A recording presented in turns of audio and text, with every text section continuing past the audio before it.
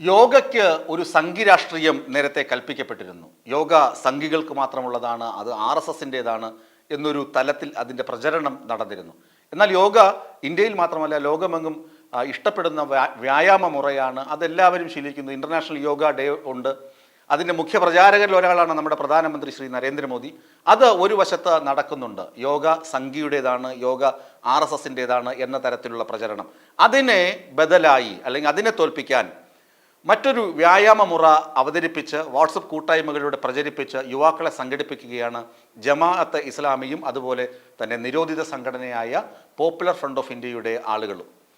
അതിന് തെളിവ് നൽകുന്നത് മറ്റാരുമല്ല, കോഴിക്കോട് CPMൻ്റെ കോഴിക്കോട് ജില്ലാ സെക്രട്ടറി ശ്രീ മോഹനൻ മാസ്റ്ററാണ്. അദ്ദേഹം കഴിഞ്ഞ ദിവസം ഒരു പാർട്ടി സമ്മേളനത്തിൽ പ്രസംഗിച്ചു.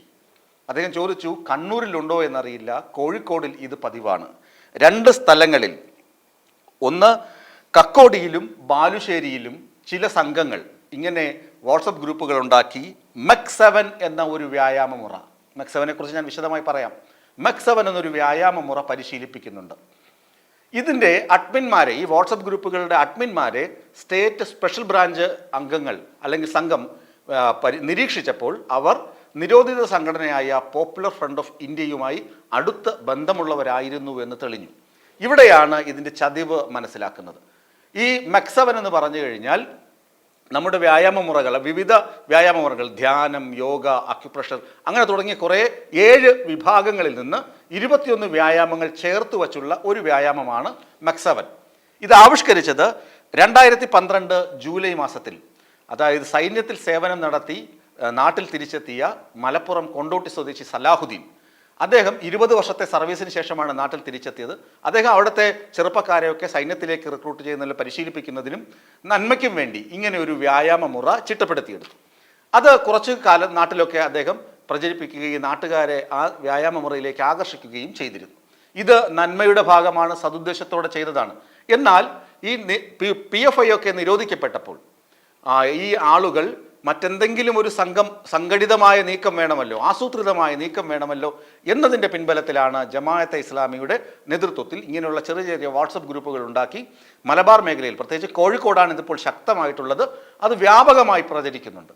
അപ്പോൾ ആദ്യം 2-3 പേരായിരിക്കും ഗ്രൂപ്പിലുണ്ടാകുക, പിന്നെ അത് 20 ആകും, 15 മുതൽ 20, 30 പേരടങ്ങുന്ന സംഘങ്ങളായി ഇവർ വ്യായാമം പരിശീലിക്കുന്നു. വ്യായാമം പരിശീലിക്കുന്നതിൽ തെറ്റുണ്ട് എന്നല്ല മോഹനൻ മാസ്റ്റർ ഉദ്ദേശിക്കുന്നത്.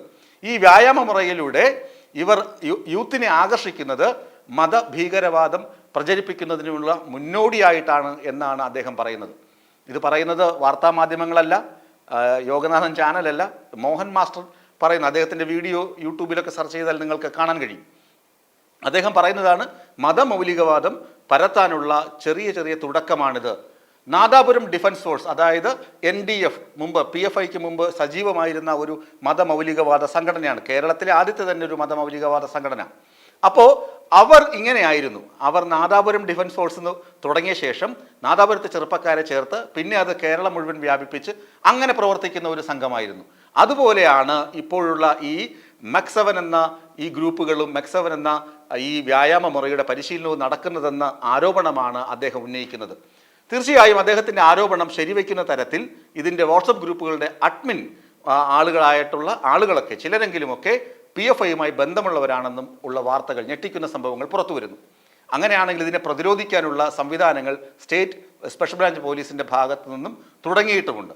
ശരിക്കു പറഞ്ഞാൽ RSSൻ്റെ ശാഖകളിൽ നടക്കുന്ന ആയോധന പരിശീലനവും അതുപോലെ തന്നെ അവരുടെ വ്യായാമ പരിശീലനവുമൊക്കെ അവർക്ക് സജീവമായി തുടർന്നു കൊണ്ടുപോകാനുള്ള അവസരമുള്ളപ്പോൾ മുസ്ലിം സമുദായത്തിലുള്ള ആളുകൾക്ക് ഇങ്ങനൊരു സംഘടിതമായ സംഘടനയോ അവരുടെ സംഘടനകളെല്ലാം മതമൗലികവാദത്തിൻ്റെ പേരിൽ ഒന്നുകിൽ നിരോധിക്കപ്പെടുകയോ പൂട്ടിക്കെട്ടുകയോ ചെയ്യുന്ന സാഹചര്യത്തിലാണ് പുതിയ ഒരു വ്യായാമ സംഘമായി, അതായത് ഒരു പൈസ പോലും ഫീസില്ല, നിങ്ങൾ വാട്സപ്പ് ഗ്രൂപ്പിൽ പേര് കൊടുക്കുക, വാട്സപ്പ് അഡ്മിന് നിങ്ങളുടെ നമ്പർ കൈമാറുക, നിങ്ങൾ ആ പ്രദേശത്തുള്ള ആളായിരിക്കുക, ഇത്രയൊക്കെ മതി, നിങ്ങൾക്ക് ആ പരിശീലനം നടക്കുന്ന സ്ഥലത്തേക്ക് പ്രവേശിക്കാം, വ്യായാമത്തിൽ പങ്കെടുക്കാം.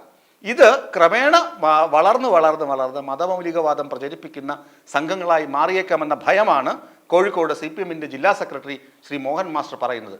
ഈ കക്കോടിയിലും ബാലുശ്ശേരിയിലുമൊക്കെ ഇത് സജീവമാണ് എന്നും അദ്ദേഹം സൂചിപ്പിക്കുന്നുണ്ട്. സംസ്ഥാന പോലീസിൻ്റെ ആഭ്യന്തര സെല്ലുകൾ ചില സെല്ലുകളൊക്കെ ഇത്തരം കാര്യങ്ങളെക്കുറിച്ച് അന്വേഷിക്കുകയും ചെയ്യുന്നുണ്ട്. ഏത് വന്നാലും RSSനെ പ്രതിരോധിക്കുക എന്നത് തന്നെയാണ്, RSSന്റെ വ്യായാമ മുറയെ പ്രതിരോധിക്കുക എന്നത് തന്നെയാണ് ജമാഅത്തെ ഇസ്ലാമി സ്പോൺസർ ചെയ്യുന്ന മക്സവൻ എന്ന ഗ്രൂപ്പുകൾ എന്ന കാര്യത്തിൽ തർക്കമില്ലെന്നാണ് ഈ CPM നേതാക്കളുടെ വാക്കുകളിൽ നിന്ന് മനസ്സിലാകുന്നത്.